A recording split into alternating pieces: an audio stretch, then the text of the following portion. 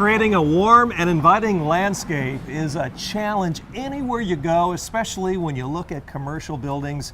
And here at the Clubhouse of St. Joe County, the goal was to make it warm and inviting because the work they do is so high touch.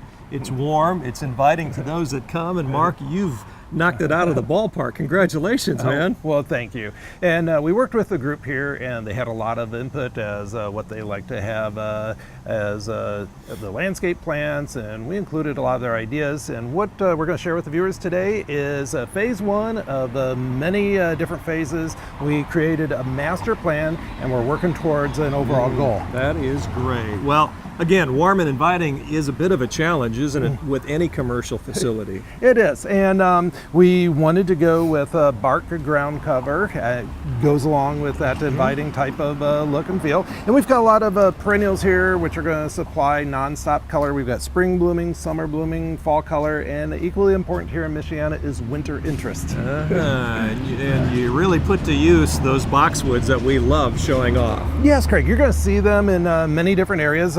Directly behind you here, because we have this entrance here, which is mainly glass. We didn't want to have much height here, so just little miniature foundation plantings with a dwarf boxwood hedge. And for a splash of color, we've got these beautiful moonbeam coreopsis, little yellow daisy-like type of flowers. Cool. Craig, these will bloom nonstop all spring, summer, and fall. And you see some buds here. It's heavily bud, going to continue to put on a nice show.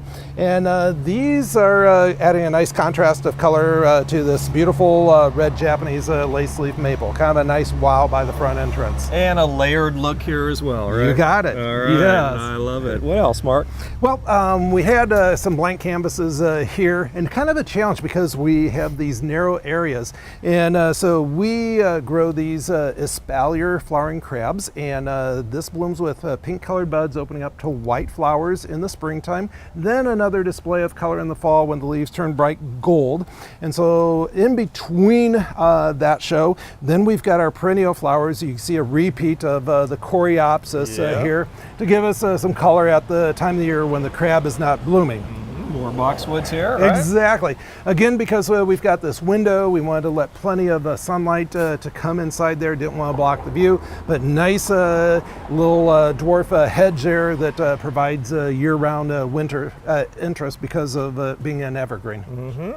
Well, very good. I love the location here, right across from the St. Joe River. And you can play off of that a little bit, can't you? Absolutely. And so we've got a repeat of these espalier flowering crabs. We've got a total of 3 of those. They work out well in this confined area. And then we've got daylilies here. These are little dwarf repeat blooming daylilies, which will give us color in the summer and the fall when the flowering crabs are not in bloom. Daylilies have to be an MVP of any landscape design, right? They're tough as nails. And they are low maintenance. I like the turn here. This is what really faces the river. You can see it from here. It can. And we wanted to make sure that the guests could see the Clubhouse logo here. So a repeat of the dwarf boxwood hedge. We've got some height here with this columnar hinoki cypress. And then our low maintenance roses, which bloom nonstop all spring, summer, and fall. That is very important, especially in this climate, isn't it? Absolutely. Yeah. What else here, Mark? Well, we had an opportunity in between these 2 sets of windows for some height. And this is a memorial garden. And one of Tom's favorite trees was the dogwood tree. And so we gave this the most prominent location. Dogwoods, of course, bloom in the springtime, so it gives us a pop of color in the springtime. The roses are blooming spring, summer, and fall. Then we've got a repeat of daylilies. You can see some flower buds on them as well. I love what you've done out here, and a building again that was renovated. Hard to believe because it looks brand new. Well, it does look brand new, yes, especially now with all the landscaping. Well, Mark is the fine director, and Rowan and Marcy are very busy at running a lot of the things that go on inside. Delightful people, aren't they? Absolutely. Well, let's catch up with them right now and find out a little bit more about the Clubhouse of St. Joe County and the great work they do, and all of that complemented by the great landscaping from Linton's Enchanted Gardens.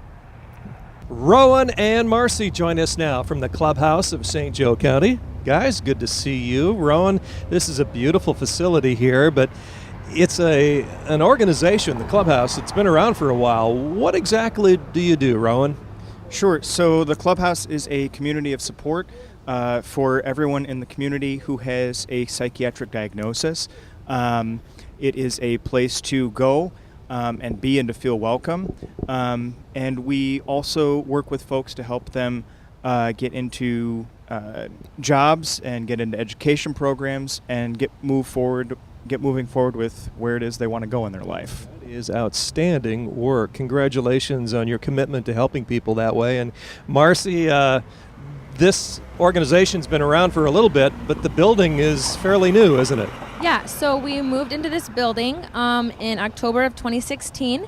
When we first moved in here, it was pretty much like an old, the whole back half was, none of it was renovated. It hadn't been worked on in years. And so we completely gutted it and renovated it, and took a long time.